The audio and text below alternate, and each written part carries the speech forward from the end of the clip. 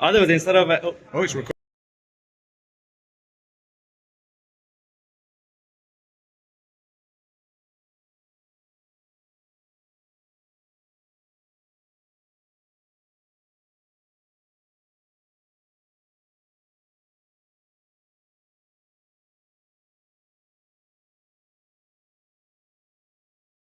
Away our military into the European army, and I'll have a little bet with you, within 12 months the Europeans are going to want a big share of our independent nuclear deterrent, as Germany and France want to have Europeans to have its own, and it will be ours, I think so. So without independence of defence, there is no sovereignty. Without sovereignty of defence, we're also joining into various supply situations for our military, where the ammunition will be manufactured in Europe, and of course, if we decide that somebody seizes one of our offshore dependencies and we want to go and get it back, the Europeans will decide whether we have any ammunition or not. So that will rather settle the policy. Net zero, we can't talk about that. Well, perhaps we can now, after Uxbridge and South Ryson. Perhaps we can talk about it. But I mean, I felt sorry for the people who voted Conservative in that by-election, because ultimately the Conservatives are completely aligned with net zero, and that's where the US is coming from. It isn't about looking after the environment, it's all about control of people. We've got these low traffic neighbourhoods. Who voted for any of those? Whose manifesto was any of this in? And the whole scam of net zero is going to cost this country something between minimum £1 trillion, that's 1,000 billion, and probably more like 4 or 5 trillion pounds. We could just deal with that when we've got the national debt at record levels. We can just deal with that sort of debt around us. So you know, and we're heading for digital ID. No. Digital currency. You can expect probably a banking crisis in the autumn. We won't have one in the summer because the bankers need to have their holidays, so there won't be a banking crisis in the summer. And you know, and Rishi's probably going to make a lot of money out of it. Well, his father-in-law is anyway, with Infosys. I mean, it's not even subtle anymore. We've got Boris. Any Boris Johnson fans here? No. No. Well, you are misguided, sir. You're actually in a minority. No. He's now nothing more than a paid lobbyist for the military-industrial complex. So you can't descend on the holy war we've got supporting in Ukraine, which is nothing of the sort. There's a lot more going on there than the media are letting come out. Yeah. And so without people like Maya, who's going to give a different perspective, and how long that will be allowed to carry on for, when the WHO, the EU, and everyone else is, and even the BBC, that paragon of truth and transparency, the BBC, with their Verify unit. There's some good news though. We're taking the Verify, the Bad Law Project, we're taking the Verify unit to court for defamation. Good.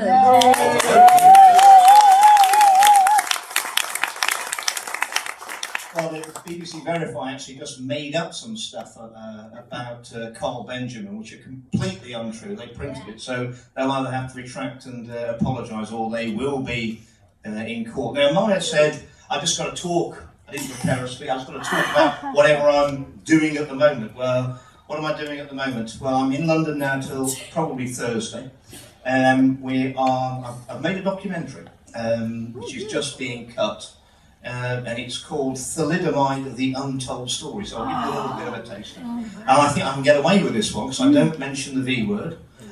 So it'd be very hard to be cancelled from the media for producing a historical documentary about a medical intervention which went wrong. Thalidomide was a tablet. So most of you in the room, I presume, will have heard about thalidomide. Yeah.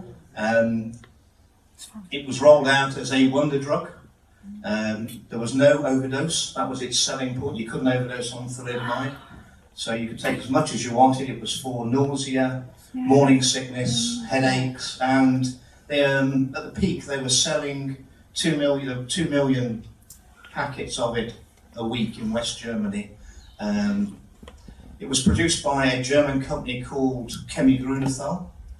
And of course, you know, it went around the body, but unbeknownst to everyone who was taking it, the drug not only went through the body, it went through the placenta barrier, went to unborn babies, and it turned out it was inhibiting angiogenesis, that is the formation of blood vessels, and so you had 40% of the pregnant women who took the drug, their babies died, and 60% were left with horrific disabilities. And it took years to bring this to the attention and get it stopped. And it was stopped, and it was proven. And of course, Chemie Grünenthal set a fund up to compensate the victims. And I'm sure you've all heard about that. Yeah. You've all heard about that. But you probably haven't heard the research that we've done on it, which is pretty shocking, quite honestly. So, there's been a bad drug being produced, it's had massive side effects, there were hundreds of thousands of people affected, and they set a fund to compensate the victims. And Chemie Grünenthal negotiated worldwide immunity from prosecution. Ever heard that one? No. So they got worldwide immunity from prosecution for setting up this fund to compensate the victims, and it was withdrawn around Western Europe, Australia. It didn't go to America, and it was all sorted. Well, not really. When you actually look into it, Chemie Grünenthal, guess what? At the end, it was formed at the end of the war, and they recruited former Nazis into their research department. The head of research was a former Nazi who narrowly avoided being sent to Nuremberg. There was a guy called Heinrich Mulker, Dr. Heinrich Mulker. So he was the man behind it. They'd actually given it out as free samples to staff before it went out to the public. And an employee's wife had had a baby with no ears, but they never said anything about that. And so they've got to pay the compensation out. And the shocking thing is, and this is Big Pharma and they haven't changed, is that Chemie Grünenthal, in their greed for profit, they changed the name of thalidomide to Sofenon and sold it for 25 years into Spain, knowing exactly what it had done. And they sold it until 1985, treating exactly the same people with exactly the same results. There are 400 Spaniards who are still living with the side effects of thalidomide, or as it was called, Sofenon. And how did that happen? That happened because... Do the roundup. Come on. I'm ready. That happened because Spain was a dictatorship. There were no MPs to ask the questions. There was no internet. There was no Mahyar Tousi. And that's how they got away with it. Well, they're not going to get away with it this time, are they? Right away. What does a starfish and Meghan Markle have in common? Really? So one's spineless, brainless, and a bottom feeder, and the other one's a starfish. What can you do? I thought you were going to say they both poop out of their mouths.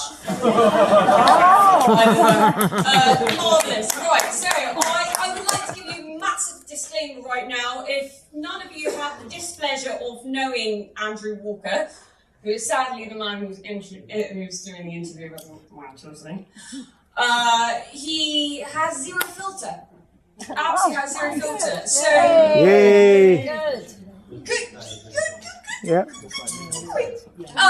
You know, the man has absolutely zero filter. So I apologise in advance.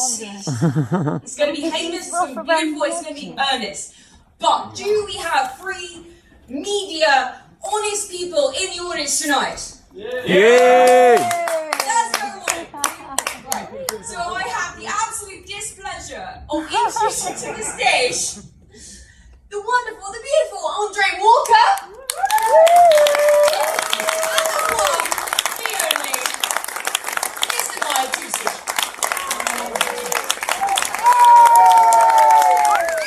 So, ladies and gentlemen, it falls to me first of all to say to you what a great shame it is. Well, we got him. Sit down. Jesus Christ. Ladies and gentlemen, I want to say to you that I'm so sorry that these evil rail strikes have robbed us of our full audience tonight, but thank you so much to all of you who made it. We're going to have to pick the unions. We're going to have to protect this country better than we've done in the past, and I hope and plead with you that we will ensure that the British Parliament does something about it. But it is great to stand here in the Players' Theatre, because it was on this very stage that in 1964, that great cultural philosopher who had been banned by China, Lao Jiping, said the following words: "Hoi-ta-ta-ta-toi! Hoi-ta-ta-ta-toi! Hoi-ta-ta-ta-toi! Hoi-ta-ta-ta-toi! Hoi-ta-ta-ta-toi!" And let me tell you, those words are as true today as they were back then. Ladies and gentlemen, we are starting to take our country back, are we not?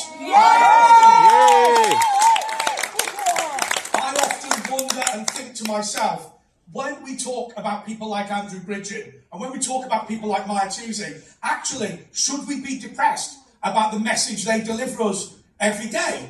I believe we should not be depressed. I believe that we should say to ourselves, this is the first time in human history, even compared to when Caxton invented the print press, when we are able to talk to ourselves, when we are able to tell the truth to ourselves, and when we are able to no longer be dominated by the media establishment, by the political establishment, by the business establishment, by the cultural elite. We can now take our country back in a way that we could never do before. And when the truth gets told to power, that is a great thing. Yeah. Now, I've got to say to you, Aladdin,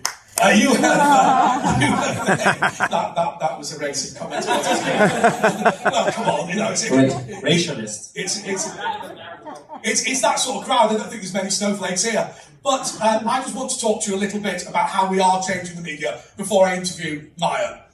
The reality is that there is now plurality in media. And when I talk about William Caxton and the inventing of the print press, and in fact, people like William Penn who founded Pennsylvania, those people were able suddenly to talk to the public in a way that had never existed before. Pamphlets were being produced, books were being produced, and it changed absolutely everything. Well, this, in our age, is that on turbocharge. We can now speak to ourselves. Now, there are issues, of course, with cancellations on YouTube. There are issues, of course, with the disgusting behaviour towards you, sir, by the Conservative Party. The Conservative Party, by the way, is the greatest Conservative in this country. And you got through it. But we can. By the way, the great thing about Bridgen is that he's so rich he doesn't give a shit. But he was CBI Businessman of the Year, apparently. Although accepting an award from the CBI should have got him cancelled in of itself. But anyway, we are now able to talk and tell the truth. And I think that that's a hugely important thing. But there are challenges, aren't there? You know, can you imagine a situation in the past where our regulators can't regulate? You know, Ofwat, the people that deal with water, not only can they not get the water system to be done properly, despite earning 20 million a year collectively, they're actually passing rules to force you not to use their product. Can you imagine going to McDonald's, ordering a meal, and them saying, we're going to take the money, but not only can you not have the food, we're going to make it a criminal offence for you to have the food. You'd say, what a load of old crap. You look at the energy regulator, Ofgem, who turn around 80 million a year, by the way, Ofgem. They turn around and they say, there's an energy price cap, which we put up whenever it's necessary. Well, that's not a price cap. That's a load of old garbage. And you sit there and you think to yourself, 80 million a year, would it be better if we burned down your building and got the heat energy from it and actually used you? And similarly, the governor of the Bank of England. The governor of the Bank of England can tell you that somebody with a penis and testicles can have a baby. Well, obviously, fucking medical expert there. But what he can't do is regulate inflation.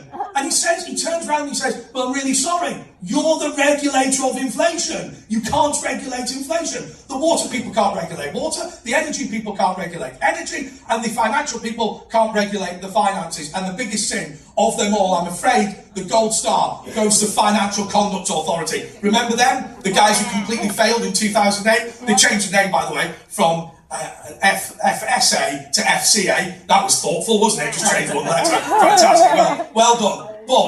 But here's the point. We now have a banking system in which your political views are being monitored in order for you to get a bank account, for you to get a mortgage, for you to get a loan, for you to get a car. We need to burn that building down. These people are absolute disgrace.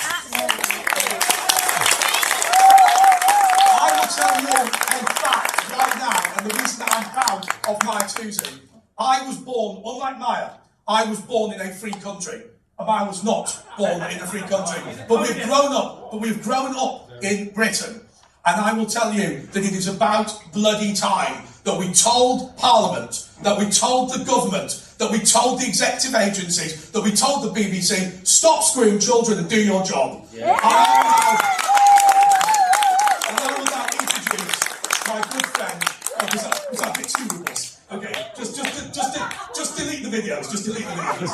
Okay, ladies and gentlemen, it gives me great pleasure to introduce my good friend. You know, I remember in this very theatre, the Chinese story wasn't true, by the way. I don't know if some people got that, but in this very theatre, Mahyar Tousi a couple of years ago launched a new YouTube channel with actually Pete Barnes, who's in the audience, and you know, I think there was maybe about 26 viewers of that first video, and you know, 25 of them said it was shit, and one of them, oh, they were right, by the way, one of them was me. I said, Mahyar, stick with this. This is absolutely going to be a success. And the reason is not because it had loads of production, not because it had loads of viewers, not because Mahyar was a presenter, but because there was a gap in the market. Thanks for that.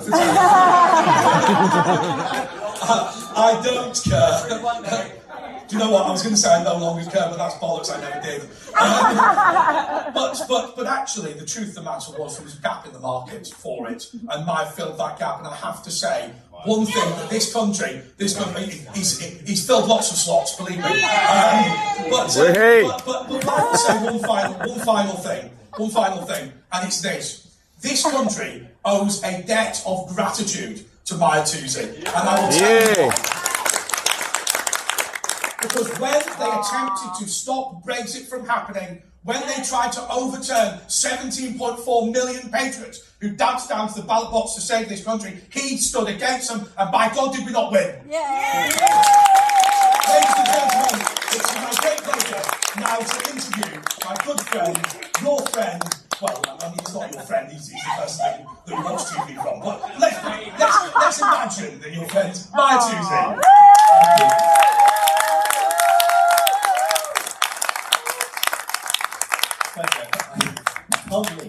He made me look like the polite one, and Andrew made me look like a moderate centrist.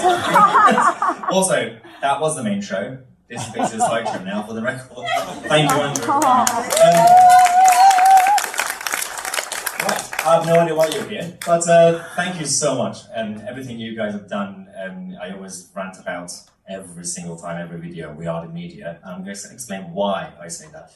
Some of you know I started this a few years ago during the Brexit days after the referendum. It was mostly a personal thing for me.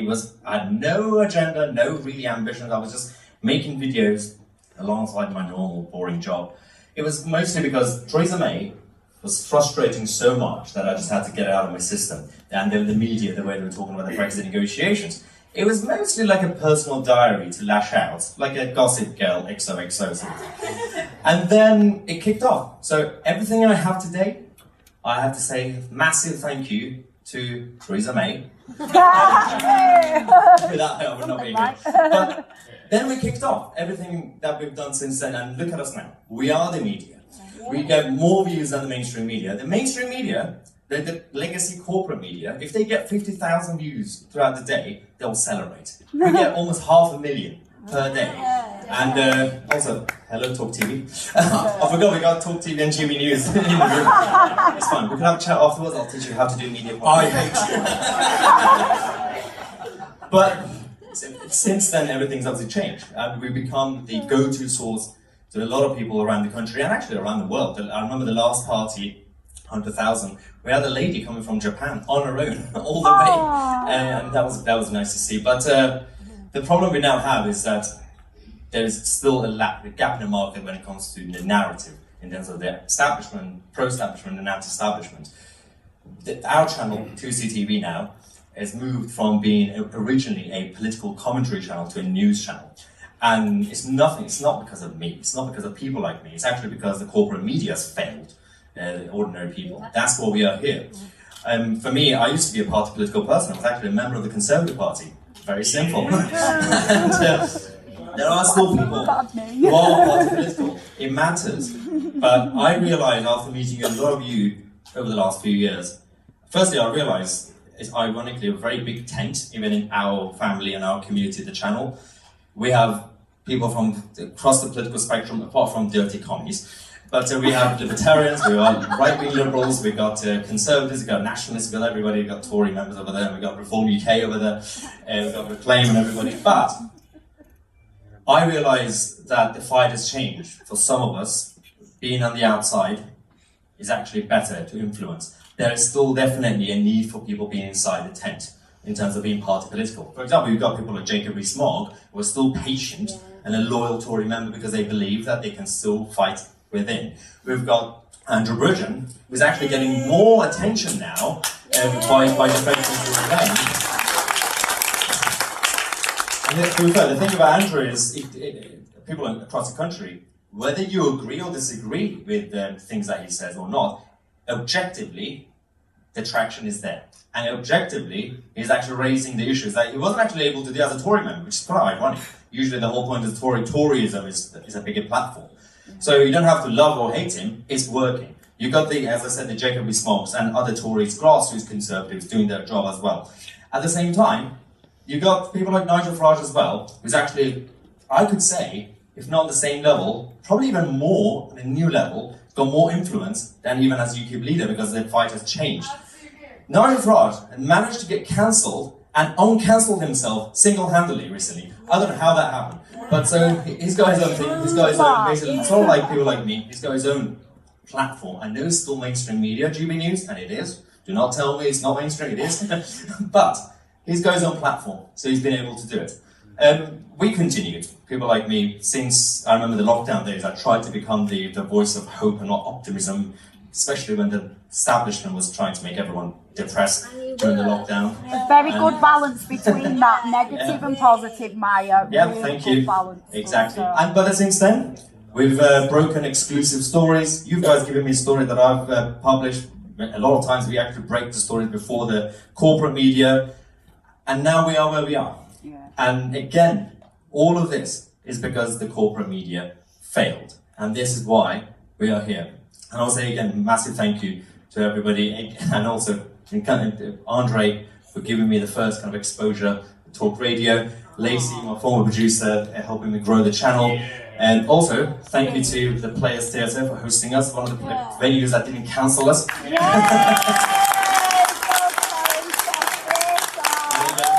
Andrew for spending this Sunday evening with us, rather than other, I don't know, fun things you could do. I don't know what you do with your life outside of work. Maybe watch my channel. But apparently I'm going to be harassed now by Andrew Walker. So, oh, actually, the order has been lifted. Before we do that, I do want to say a massive thank you again to you guys. Because of everything, again, when we say we are the media, it's because of all the things I said when you guys gave me the stories. I'm not saying we as in just me, it's we, our family, our new media revolution. You're part of the new media revolution. Thank you so much for coming here. I'm Mahyar Tousi and we are the media!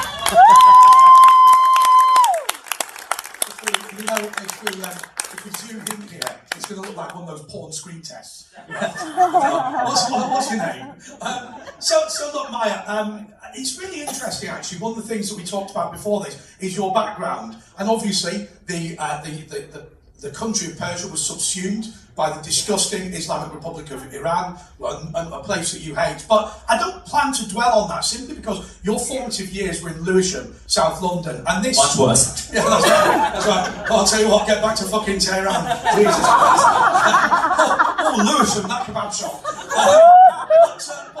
So I don't want to focus on all of that. And not only that, you've got family over there, so the security implications, we're talking too much about it. But my question is this. Well, this interview is about how we ended up here, sat here on this stage with 300,000 subscribers. I just want to ask, in terms of your background, what was it that inspired you to be interested in conservative politics, in patriotism, and in defending the country? This is, every time I say it in my head, I think it's like a cliche, but apparently some people it's not completely. It's like when someone is from a Labour background, like, oh, my mother was a Labour supporter, so it's a cliche. But for me, I always say, when you're from certain countries, not complete, well, at the time it wasn't complete North Korean dictatorship, but countries like Iran or Russia, especially in the even mid-90s. It's kind of like semi-authoritarian, and I know recently the Iranian regime gone completely mental anyway, but you have to be automatically interested in current affairs. So as a child, you know, I would wake up with my dad, we have to kind of read the newspapers and everything else, whereas here, again, they always say easier times make soft men or whatever, or people kind. It is important. The reason people in the West lost interest in even democracy and voting, and it's still the same, but it's kind of changing, but I feel like a loud minority of a certain size is taking over, like the Corbynistas, for example. Since Brexit and Trump, yes, there's been a bit of a more interest from the general public, but the general public overall in the Western kind of civilization, because it's relatively stable and free, they're not really interested in politics. It's good and bad. You know, in places like Iran, automatically you have to be interested. So, and my family, because of, again, upbringing and values and culture, and we were not basically Muslim, so that was the first clash with the establishment. We were culturally British libertarian. I remember when my mum, who became a political refugee, and no, she was not on a boat, she was actually saved by the British Embassy. She told me, when she came here, we were the Brits who were born somewhere else. I didn't know what she meant until now. So I was already interested. I was already essentially pro-freedom before I even joined the Tory party. Usually people join the Tory party, at the time Conservative Party, and become right-wing. So that's why nothing for me has changed. It's the whole of the political culture that keeps changing, going up and down.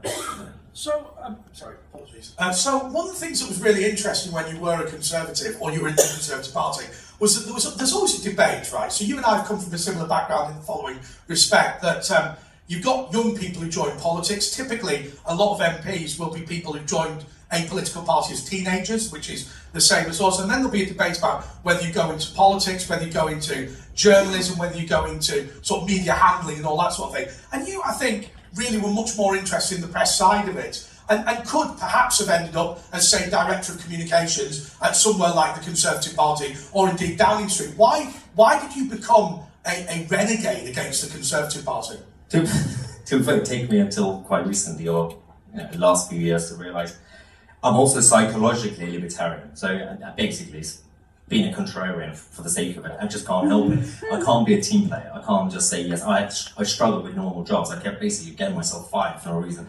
And that was the problem I had. It was because you were shit. Let's be honest. They don't. Look, I'm not being funny, Mike, but they don't dance down to the boardroom and go, that bloke's fantastic. Let's boot out the door. That just doesn't happen.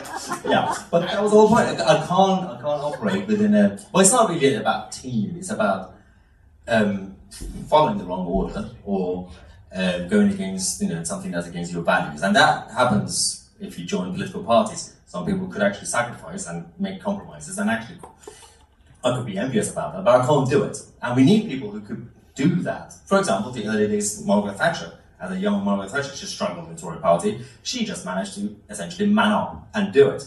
But I can't do it. So, and that was the whole point of me, again, without any planning, I ended up. I'm just going to ask you this question, and I want you to be entirely honest. Is the reason you founded the YouTube channel because you were just unemployed? just to be clear.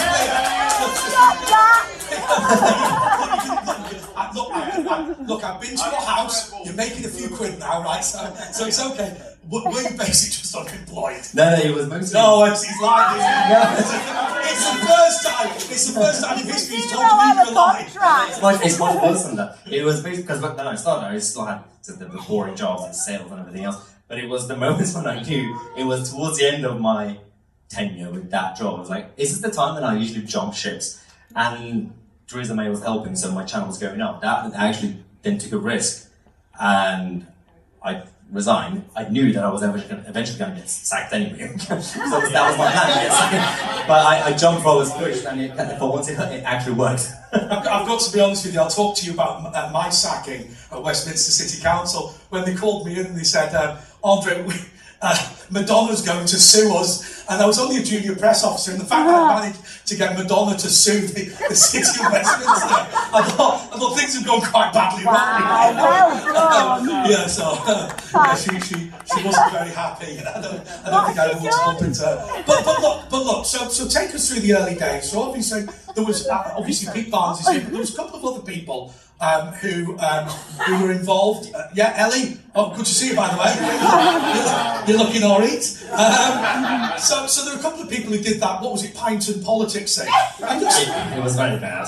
I actually liked it. The format is good. If you try to do research, it's still on the channel. It's one of the oldest videos. I think it's a playlist actually. We hired the upstairs here on top of the first bar. And actually the format we use is now being used by podcasts and actually some of the media channels. Essentially we got together, like 4 of us, 5 of us, Pete Barnes, Eddie Hughes and a couple of others. And we were basically doing a pre-scripted, pick a question, but we already knew what the question was supposed to be. Do not admit that TV quizzes are pre-scripted. What's he doing? Killing me. Everything is fake. I'm actually coming.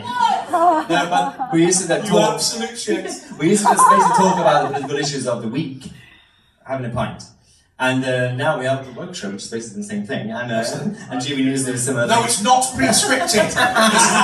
It's not. Every word is spontaneous. Yeah. Apparently. Yeah, so we did that, and back then we didn't have any proper subscribers, so we wasn't really getting any views. So I scrapped that. And that's when I started focusing. So can I just ask you, was it the moment that you sacked Pete Barnes that things started going well? It's a fair question. It was doing badly with Barnes, and then what you did was you decided to get rid of him, and he went. So it was literally. Are you saying it was literally better on your own than having Pete Barnes helping you? To be fair, over the last year or so, Peter Barnes goes on Talk TV and GB News a lot. He was in a more pro-establishment before. I think within the next 6 months he'll be the next Andrew Bridgen. He'll be a proper man. He looks like Hugh Hefner. Wait, Andrew Bridgen or? No, but yeah, Peter Barnes has been good helping, but again, there have been friends who have actually been supportive, yourself. These guys are fun, idiots. And thank you guys. Even the bullying helped.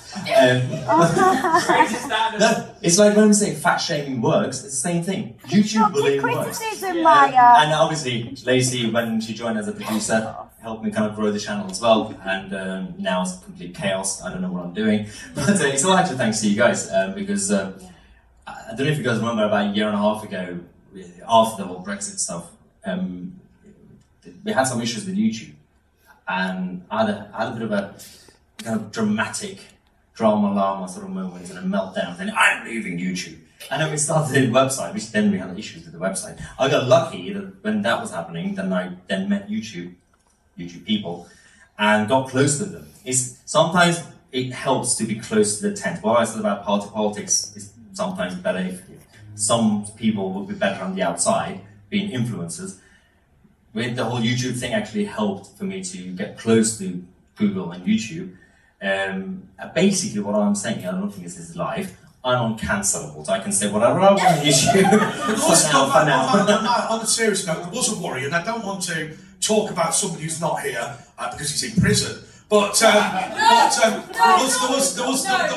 a second. There was a period. There was a period when there were very real concerns that anyone who was a conservative, anybody who criticised the BBC was going to be sort of thrown out and get into a lot of trouble and whatever. Now, okay, in that case, which a lot of people know what I'm referring to, that case was very different to what we thought it was. But you panicked, right? What was that like? Well, there was a grey area because I had a bit of an optimism / kind of delusion because I thought we could actually easily replicate the American model here, like Daily Wire, even Alex Jones's Infowars, those models, which is mostly based on subscription and mostly based on that kind of everyday loyalty based on people actually bothering to actually, like, for example, have your app. I realize we're still not there yet. Even I don't know. I subscribe to all these obvious channels that we always talk about, even Russell Brand, Daily Wire and all this.